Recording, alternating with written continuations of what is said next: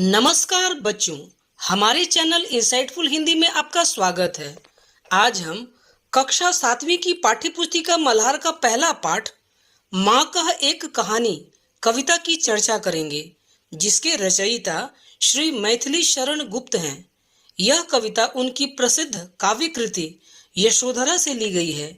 इस कविता में यशोधरा अपने पुत्र राहुल को उसके पिता गौतम बुद्ध के जीवन की एक घटना सुनाती हैं कि किस प्रकार उन्होंने एक आहत पक्षी को शिकारी से बचाया। इस कविता में भावों की अभिव्यक्ति संवाद की शैली में की गई है। अब कविता शुरू करते हैं। माँ का एक कहानी। बेटा समझ लिया क्या तूने मुझको अपनी नानी? कहती है मुझसे यह चेटी, तू मेरी नानी की बेटी। कह माँ कह, लेटी ही लेटी, राजा था या रानी? माँ का एक कहानी। यहाँ चेटी शब्द का अर्थ है दासी, सेविका, सेवा टहल करने वाली स्त्री।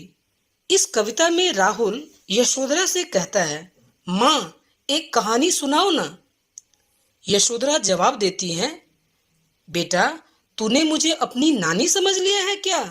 क्योंकि हम जानते हैं कि आमतौर पर कहानियां दादी या नानी सुनाती है, तो इसलिए वह ऐसा कहती हैं। राहुल कहता है, यह दासी मुझसे कहती है कि तू मेरी नानी की बेटी हो, अर्थात तू मेरी नानी भले न हो पर उनकी बेटी तो हो, इसलिए माँ कहानी सुनाओ ना।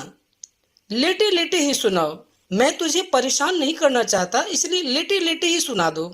एक राजा था या एक रानी थी? क्योंकि कोई कहानी राजा या रानी से ही शुरू हुआ करती है, इसलिए राहुल पहले से ही कह देता है कि राजा था या रानी थी। फिर यशोधरा कहती हैं, तू है हठी मान धन मेरे, सुन उपवन में बड़े सवेरे, तात भ्रमण करते थे तेरे, जहां सुरभि मनमानी। जहां सुरभि मनमानी, हाँ माँ यही कहानी। यहाँ मान धन का अर्थ होता है मान का धनी, प्रतिष्ठा ही जिसका धन हो। यह शब्द वह अपने पुत्र राहुल के लिए प्रयोग करती हैं। उपवन का अर्थ होता है बगीचा, तात अर्थात पिता, भ्रमण मतलब घूमना, सुरभि मतलब सुगंधित, खुशबूदार। तो यशोधरा कहती हैं, मेरे बेटे तू बहुत जिद्दी है। अच्छा तो सुन, एक दिन बड़ी सुबह मतलब एकदम सुबह तेरे पिता बगीचे में घूम रहे थे। उस समय वातावरण फूलों की खुशबू से भरा हुआ था, एकदम खुशनुमा और सुगंधित वातावरण था। राहुल कहता है, माँ वहां रंग बिरंगे फूलों की खुशबू फैली हुई थी। हाँ माँ यही कहानी सुनाओ। फिर आगे कहती हैं, वर्ण वर्ण के फूल खिले थे, झलमल कर हिम बिंदु झिले थे, हल्के झोंके हिले मिले थे, लहराता था पानी। लहराता था पानी, हाँ हाँ यही कहानी। यहाँ वर्ण शब्द का अर्थ है रंग। वर्ण के शब्द के और भी अर्थ होते हैं भेद, अक्षर, हिम बिंदु मतलब ओस की बूंद।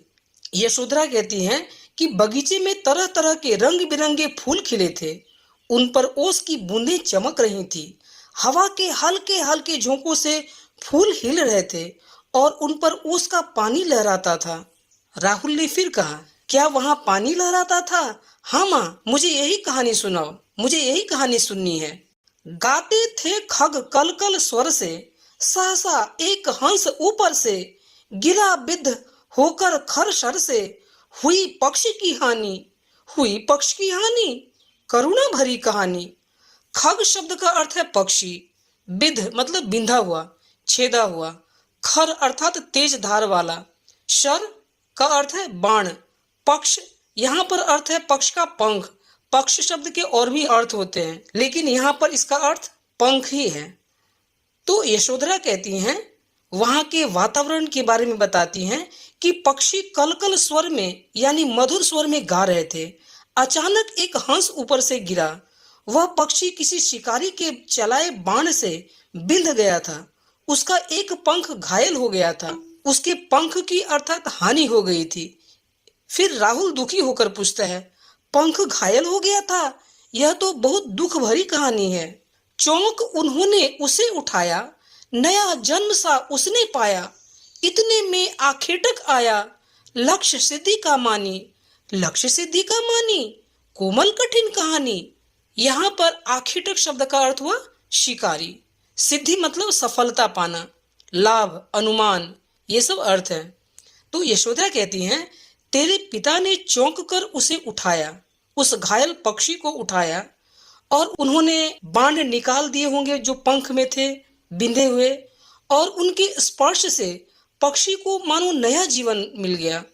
उसी समय शिकारी वहां आ पहुंचा।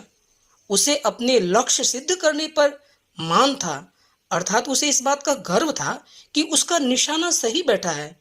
राहुल फिर कहता है, क्या अचूक निशाने का अभिमानी? यह तो कोमल पर कठोर कहानी है। मांगा उसने आहत पक्षी, तेरे तात किंतु थे रक्षी। तब उसने जो था खगभक्षी, हठ करने की ठानी। हठ करने की ठानी, अब बढ़ चली कहानी। यहाँ पर आहत का अर्थ हुआ जिस पर आघात किया गया हो, अर्थात घायल। रक्षी मतलब रक्षा करने वाला, भक्षी भक्षण करने वाला, खाने वाला, ठानी मतलब ठान लेना, तय कर लेना। यशोधरा कहती हैं, शिकारी ने तेरे पिता से घायल पक्षी मांगा, परंतु तेरे पिता पक्षी की रक्षा करने वाले थे, रक्षी थे। तब पक्षियों का मांस खाने वाला, अर्थात वह खगभक्षी, वह शिकारी पक्षी लेने पर अड़ गया, वह हठ करने लगा। राहुल बोला, वह अड़ गया, अब तो मामला बहुत बढ़ गया। हुआ विवाद सदय निर्दय में, उभय आग्रही थे स्वविषय में। गई बात तब न्यायालय में, सुनी सभी ने जानी। सुनी सभी ने जानी, व्यापक हुई कहानी। सदय का अर्थ होता है दयालु, रहमदिल। निर्दय कठोर हृदय। सदय और निर्दय एकदम विपरीतार्थक शब्द है। स्व विषय मतलब अपने विषय पर, अपनी बात पर। आग्रह करना मतलब बार बार अपनी बात को रखना, कहना।